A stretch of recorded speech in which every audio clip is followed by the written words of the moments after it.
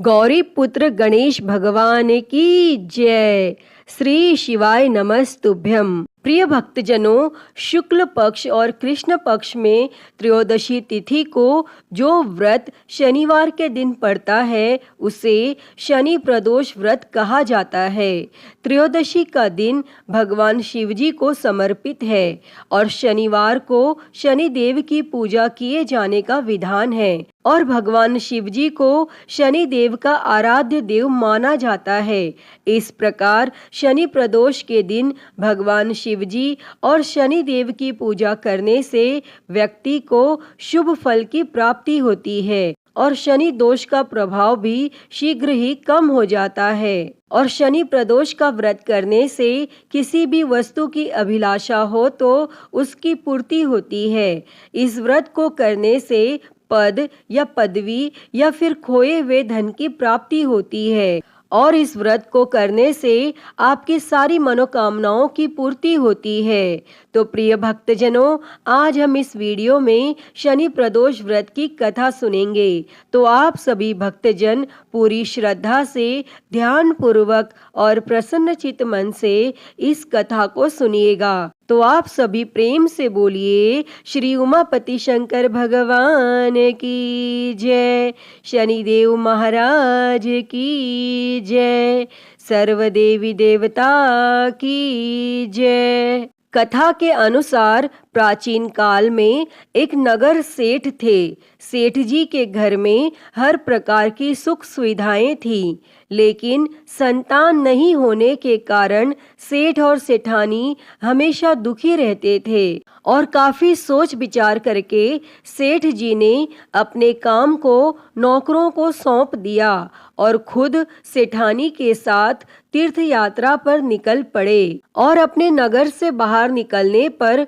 उन्हें एक साधु मिले जो ध्यान मग्न बैठे थे। तब सेठ जी ने सोचा क्यों न साधुओं से आशीर्वाद लेकर आगे की यात्रा की जाए और यह सोचकर सेठ और सेठानी साधुओं के निकट बस गए। और जब साधुओं ने आंखें खोली तो उन्हें पता चला कि सेठ और सेठानी काफी समय से आशीर्वाद की प्रतीक्षा में बैठे हैं। तब साधु ने सेठ और सेठानी से कहा कि मैं तेरा दुख जानता हूँ, तुम शनि प्रदोष व्रत करो, इससे संतान सुख प्राप्त होगा। तब साधु ने सेठ और सेठानी को प्रदोष व्रत की विधि बताई और शंकर भगवान की यह वंदना बताई। हे रुद्र देव शिव नमस्कार, शिव शंकर जग गुरु नमस्कार, हे नीलकंठ सुर नमस्कार, शशि मौली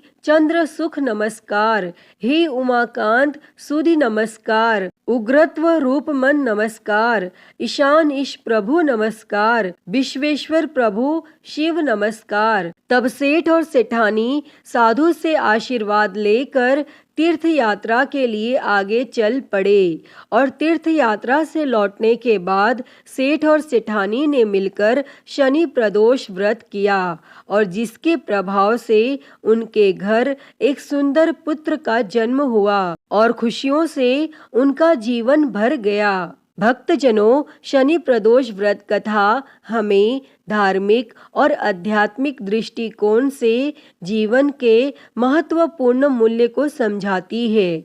यह व्रत हमें संयम, ध्यान और धार्मिक साधना की महत्ता को सिखाती है। इसके माध्यम से हम अपनी आत्मा को शुद्धि और शक्ति प्राप्त करते हैं जो हमें जीवन की भावनाओं का सामना करने में मदद करती हैं। अतः ही भगवान भोलेनाथ जी इस कथा को कहते, सुनते और हुंकारा भरते सभी पर अपनी कृपा सदैव बनाए रखना।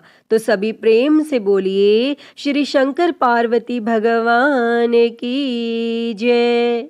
प्रिय भक्तजनों, आइए अब सभी मनोकामनाओं को पूरी करने वाली अगली कथा को सुनते हैं। तो सभी प्रेम से बोलिए श्री शंकर पार्वती भगवान की जय। प्राचीन काल में एक गरीब पुजारी हुआ करता था। उस पुजारी की मृत्यु के बाद उसकी विधवा पत्नी अपने भरण पोषण के लिए पुत्र को साथ लेकर भीख मांगती हुई शाम तक घर वापस आती थी। एक दिन उसकी मुलाकात विदर्भ देश के राजकुमार से हुई, जो कि अपने पिता की मृत्यु के बाद दर दर भटकने लगा था और उसकी यह हालत पुजारी की पत्नी से देखी नहीं गई और वह उस राजकुमार को अपने साथ अपने घर ले आई और अपने पुत्र के जैसा उसे रखने लगी। एक दिन पुजारी की पत्नी अपने साथ दोनों पुत्रों को शांडिल्य ऋषि के आश्रम ले गई और वहां उसने ऋषि से शिव जी की प्रदोष व्रत की कथा एवं विधि सुनी तथा घर जाकर अब वह भी प्रदोष व्रत करने लगी। और एक बार दोनों बालक वन में घूम रहे थे। उनमें से पुजारी का बेटा तो घर लौट गया, परंतु राजकुमार वन में ही रह गया। तब उस राजकुमार ने गंधर्व कन्याओं को क्रीड़ा करते हुए देखा तो उनसे वह बात करने लगा। उस कन्या का नाम अंशुमति था और उस दिन वह राजकुमार घर देरी से लौटा और राजकुमार दूसरे दिन फिर से उसी जगह पहुंचा जहां अंशुमति अपने माता पिता से बात कर रही थी। तभी अंशुमति के माता पिता ने उस राजकुमार को पहचान लिया तथा उससे कहा कि आप तो विदर्भ नगर के राजकुमार हो ना, आपका नाम धर्मगुप्त है। और अंशुमति के माता पिता को वह राजकुमार पसंद आया और उन्होंने कहा कि शिव जी की कृपा से हम अपनी पुत्री का विवाह आपसे करना चाहते हैं, क्या आप इस विवाह के लिए तैयार हैं? तब राजकुमार ने भी अपनी स्वीकृति दे दी तो उन दोनों का विवाह संपन्न हुआ और बाद में राजकुमार ने गंधर्व की विशाल सेना के साथ विदर्भ पर हमला किया और घमासान युद्ध कर विजय प्राप्त की तथा पत्नी के साथ राज्य करने लगा। और वहां उस महल में वह पुजारी की पत्नी और उसके पुत्र को आदर के साथ ले आया तथा साथ रखने लगा। तब पुजारी की पत्नी तथा उसके पुत्र के सभी दुख और दरिद्रता दूर हो गई और वे सुख से अपना जीवन व्यतीत करने लगे। और एक दिन अंशुमति ने राजकुमार से इन सभी बातों के पीछे का कारण और रहस्य पूछा।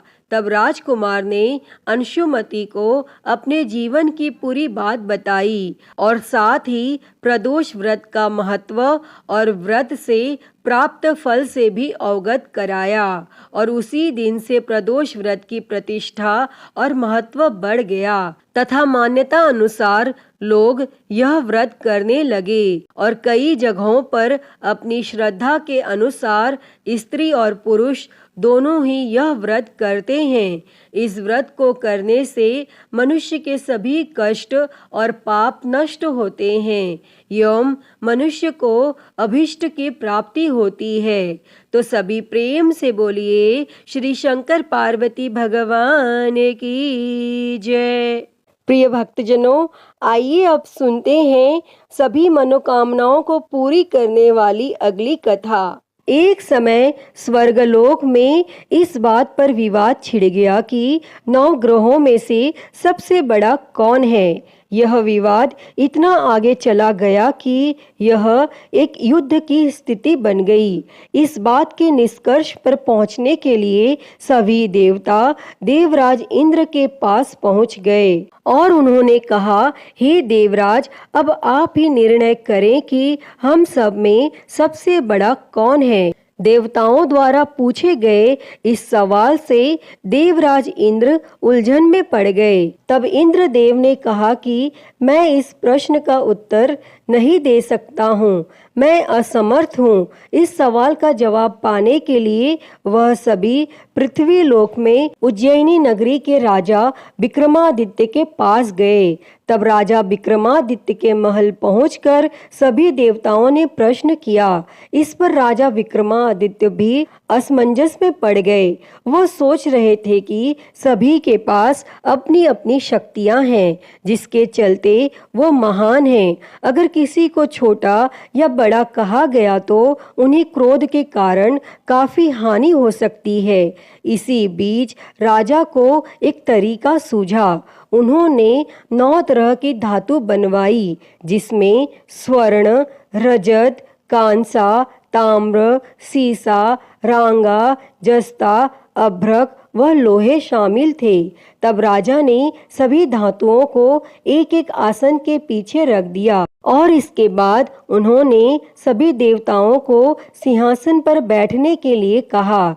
तब धातुओं के गुणों के अनुसार सभी आसनों को एक दूसरे के पीछे रखवा कर उन्होंने देवताओं को अपने अपने सिंहासन पर बैठने को कहा। और जब सभी देवताओं ने अपना अपना आसन ग्रहण कर लिया, तब राजा विक्रमादित्य ने कहा, इस बात का निर्णय हो चुका है, जो सबसे पहले सिंहासन पर बैठा है वही बड़ा है। यह देखकर शनि देवता बहुत नाराज हुए। उन्होंने कहा, राजा विक्रमादित्य, यह मेरा अपमान है। तुमने मुझे सबसे पीछे बिठाया है। मैं तुम्हारा विनाश कर दूंगा।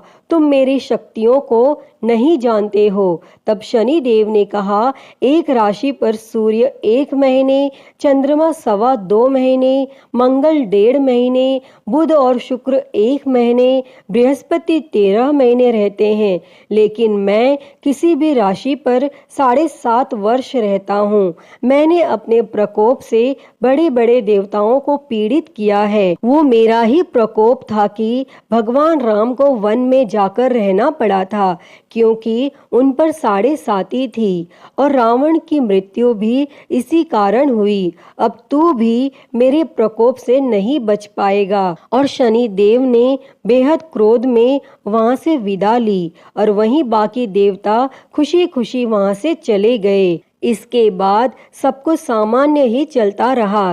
राजा विक्रमादित्य पहले की ही तरह न्याय करते रहे।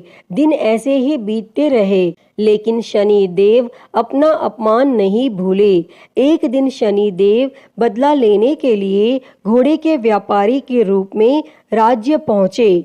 जब राजा विक्रमादित्य को इस बात का पता चला तो उन्होंने अपने अश्वपाल को कुछ घोड़े खरीदने के लिए भेजा। जब अश्वपाल लौट आया और राजा को बताया कि घोड़े बेहद कीमती हैं, तब राजा ने खुद जाकर एक सुंदर और शक्तिशाली घोड़ा पसंद किया और उसकी चाल देखने के लिए घोड़े पर सवार हो गए। जैसे ही राजा विक्रमादित्य घोड़े पर बैठे, वैसे ही घोड़ा बिजली की रफ्तार में दौड़ पड़ा।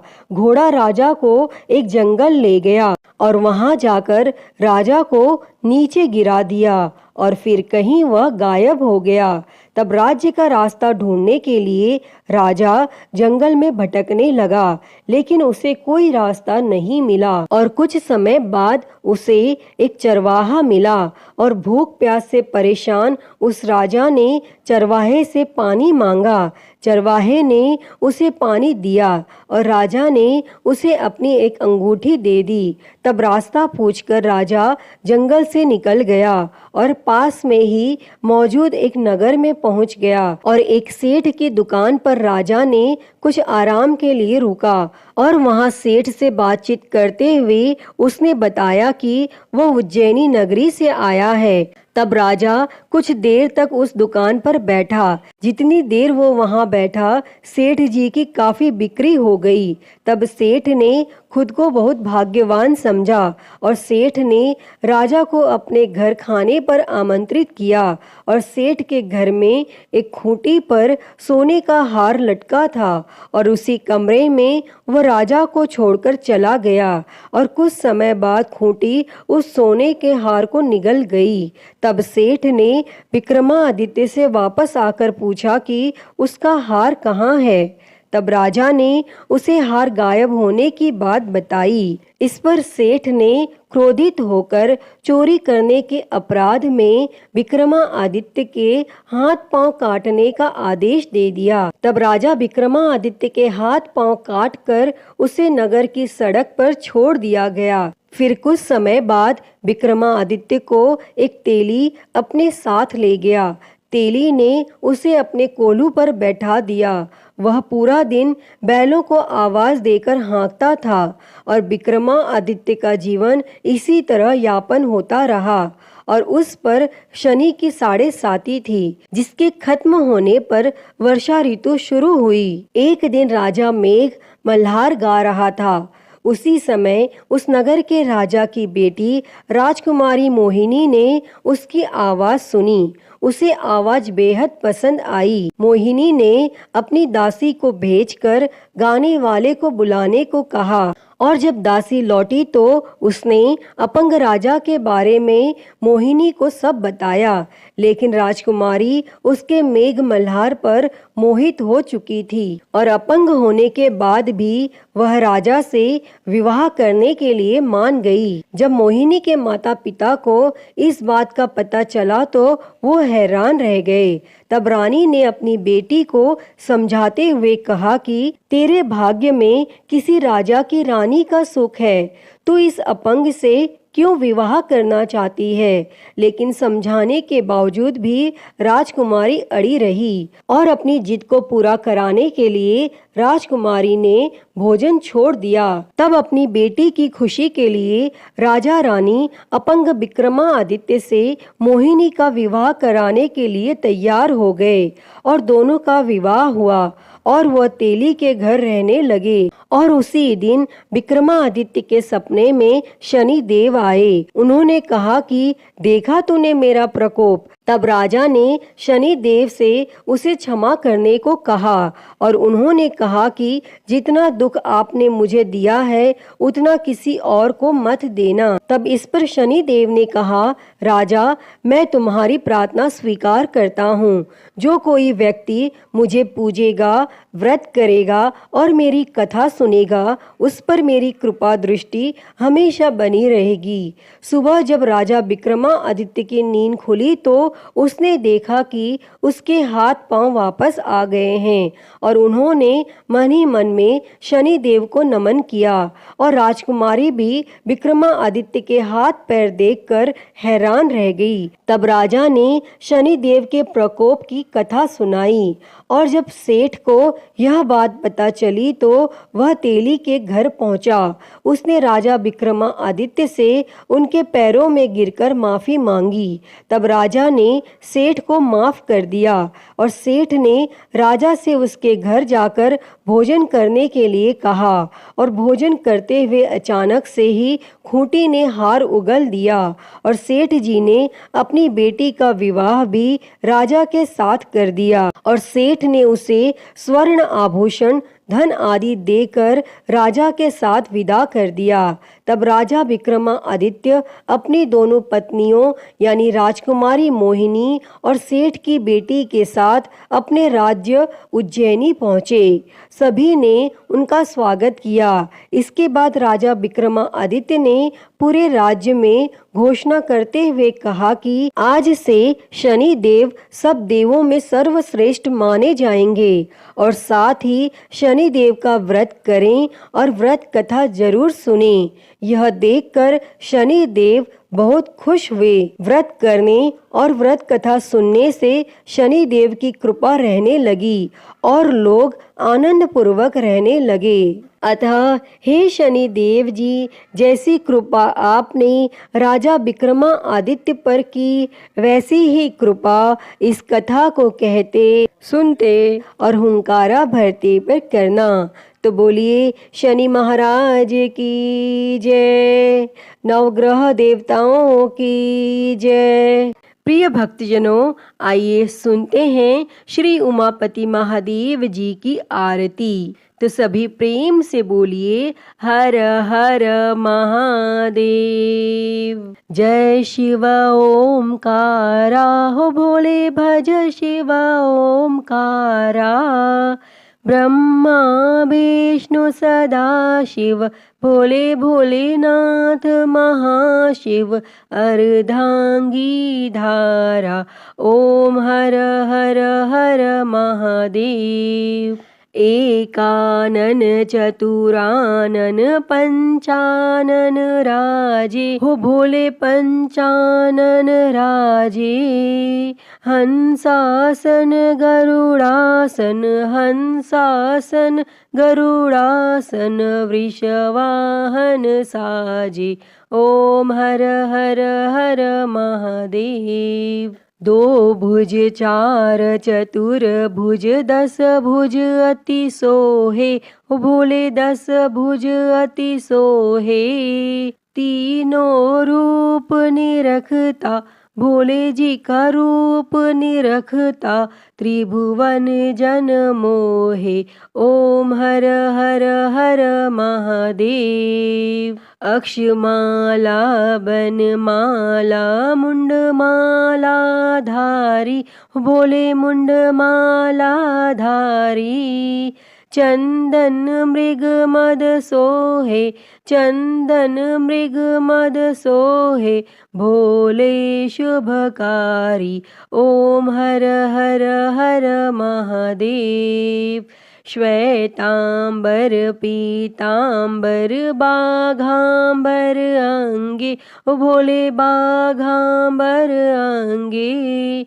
सनकादिक ब्रह्मादिक, सनकादिक ब्रह्मादिक, भूतादिक संगे। ओम हर हर हर महादेव। कर के मध्य कमंडल चक्र त्रिशूल धरता, हो भोले चक्र त्रिशूल धरता। जग करता जग भरता, जग करता जग भरता, जग संहार करता। ओम हर हर हर महादेव। ब्रह्मा विष्णु सदा शिव आजीवन एका, हो बोले जानत अविवेका। प्रणव अक्षर के मध्य, ओम अक्षर के मध्य, ये तीनों एका। ओम हर हर हर महादेव। काशी में विश्वनाथ विराजे, नंदी ब्रह्मचारी, हो बोले नंदी ब्रह्मचारी। नित उठ दर्शन पावत, रुचि रुचि भोग लगावत, महिमा अति भारी। ओम हर हर हर महादेव। त्रिगुण स्वामी जी की आरती जो कोई नर गावे, हो बोले जो कोई नर गावे। कहत शिवानंद स्वामी, जपत हलाहल स्वामी, सुख संपत्ति पावे। ओम हर हर हर महादेव। जय शिव ओमकारा, हो भोले भज शिव ओमकारा। ब्रह्मा विष्णु सदा शिव, भोले भोलेनाथ महाशिव, अर्धांगी धारा। ओम हर हर हर महादेव। ओम हर हर हर महादेव।